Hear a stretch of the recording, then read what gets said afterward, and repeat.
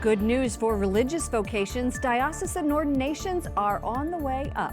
A new report by the Center for Applied Research in the Apostolate, also known as CARA, shows the number of ordinations to the priesthood rose by 20% from 2012 to 2015. Joining us now is Bishop Michael Burbidge of the Arlington, Virginia Diocese. Bishop, thank you so much for being here. Thank you so much, Lauren. I really enjoyed our interview when you first came to town a few months ago. That. Thank yes, you. Thanks for the great welcome.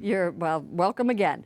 This 20% increase that we're talking about is certainly good news, but there were some statistics. Let's take a look at some of these other statistics that were pretty alarming. CARA estimates there are 67 million Catholics in the U.S., but there is one new ordained priest for every 53,000 Catholics. And there were, after that, this is one I want to talk to you about.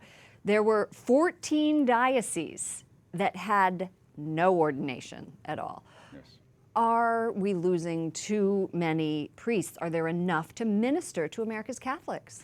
Well, so there is some good news in this, as you mentioned, and certainly dioceses throughout our nation is experiencing great vibrancy and increase of faith in number of Catholics, so that's all good. But there is concern. There's concern in a number of dioceses throughout our country that, there are not enough priests to do all that has been expected of them in years past. What is it like in those dioceses for priests? How difficult is it for them? Well, there's always a concern. If you're the bishop in a diocese like that, you're always concerned. In North Carolina, where I came from in Raleigh, we had that same experience where there are priests who are by themselves ministering to large congregations with little support. So there is concern for our priests, but we will always have believed that in our church that the lay faithful are called to service and called to minister, and that brings forth tremendous leadership and also the responsibility of the lay faithful to not only collaborate with their priests, but to support them, to pray for them, to help take care of them also. CARA has done 7 surveys, and only in Lincoln, Nebraska was it in the top 20 every time. So what do you think Lincoln, Nebraska is doing right? Lincoln is, I think we have to drink the water that they're drinking in Lincoln. Too. But I know one thing, a great source of their success in Lincoln, I visited the diocese a number of times because I wanted to learn firsthand, and they have a tremendous campus ministry program at the University of Nebraska, which is the source of many vocations. College campuses, right. Okay. And so many countries have learned the importance of that, and that university has done such a great job with the peers supporting each other, no matter what vocation their friends will choose. What do you hear from men that you counsel, and why aren't more men saying yes to the priesthood? There's someone on our staff here who went for 3 years discerning whether or not this was a vocation, and ultimately made the decision not to.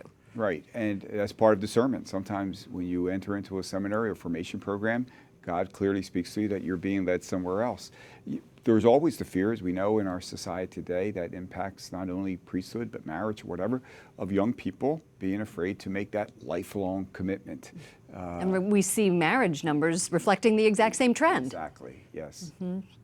What is the story of your own vocation? Well, I was very blessed. I grew up in the Philadelphia area, a very Catholic area. And your accent doesn't give you It doesn't give me away. And so we had diocesan priests on our high school faculty, and I was just telling the story to our 8th graders today. We had a beautiful vocation mass for all the 8th graders of our diocese, and I was sharing the story that in my junior year, a priest just called me aside. I did not know he even knew me. And he said, "Have you ever thought about being a priest?"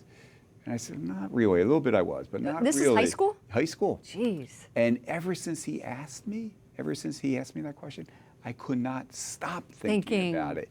And so that's a reminder to our parents and to our teachers and to our coaches.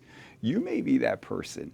That one little question, you could be the person God's using to have someone never stop thinking about it, maybe even responding to it. What a wonderful conversation we just had. Bishop Michael Burbidge of the Arlington, Virginia Diocese, thank you so much. Thank you, Lauren. I appreciate it.